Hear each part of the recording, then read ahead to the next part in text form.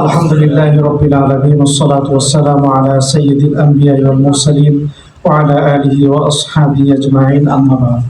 ইসলামী আন্দোলন বাংলাদেশ ঢাকা মহানগর উত্তর কর্তৃক আয়োজিত বৈষম্যহীন কল্যাণ রাষ্ট্র প্রতিষ্ঠায় রাসূল সাল্লাল্লাহু আলাইহি সাল্লামের জীবন আদর্শ শীর্ষক আজকের এই জাতীয় সম্মেলনে উপস্থিত মুহতারাম সভাপতি, প্রধান অতিথি, নগর নেতৃবৃন্দ ও আমার সামনে আগত নগরের বিভিন্ন পর্যায়ে থেকে আগত সুধী ভাইরা, প্রিয় উপস্থিতি, বিশ্বনবী মুহাম্মদ সাল্লাল্লাহু আলাইহি সাল্লাম হচ্ছেন আমাদের জন্য উত্তম জীবন আদর্শ।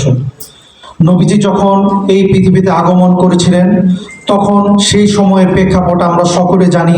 সমাজে তখন হানাহানি চলছিল, মারামারি, লুটতরাজ, গোত্রে গোত্রে টোটালি সমগ্র পৃথিবীবাসী এক জুলুমের অন্ধকারের মধ্যে নিমজ্জিত ছিল। আমাদের নবীজি যখন আসলেন তখন এক আলোর ধারা নিয়ে আসলেন। আজকে আমাদের এখানে যে বৈষম্যহীন কল্যাণ রাষ্ট্র আমরা প্রতিষ্ঠা করতে চাই, আমাদের নবীজি এসেছিলেন এই বৈষম্যহীন এই কল্যাণ রাষ্ট্র প্রতিষ্ঠার জন্য। আজকে দেখেন, গণতান্ত্রিক সমাজ ব্যবস্থায় এই কল্যাণ রাষ্ট্র বা ওয়েলফেয়ার স্টেট গঠনের জন্য পুঁজিবাদী যে সভ্যতা, যে রাজনৈতিক নেতৃবৃন্দ আছে তারা যেভাবে বলতেছে, তাদের মধ্যে আমরা কোনো আদর্শ খুঁজে পাই না। আমাদের নবীজি যেমনিভাবে এই কল্যাণ রাষ্ট্র প্রতিষ্ঠার জন্য নিজের আদর্শকে বিসর্জন দেয়নি, বর্তমানেও আমরা কি আমাদের আদর্শকে বিসর্জন দিব ভাই?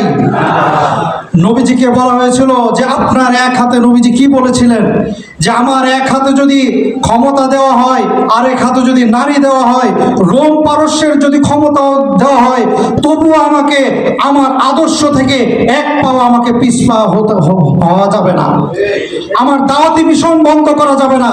আজকের এই কল্যাণ রাষ্ট্র যদি আমরা প্রতিষ্ঠা করতে চাই, তাহলেও আমাদেরকে আমাদের আদর্শ সুদৃঢ়ভাবে থেকে ময়দানে দৃঢ়ভাবে রাসূলুল্লাহর আদর্শ বাস্তবায়নের জন্য আমাদেরকে কাজ করে যেতে হবে। আল্লাহ তাআলা আমাদের সবাইকে এক ও নেক হয়ে কাজ করার তৌফিক নসিব করেন। নাসরু মিনাল্লাহি ওয়া ফাতহুন করিম।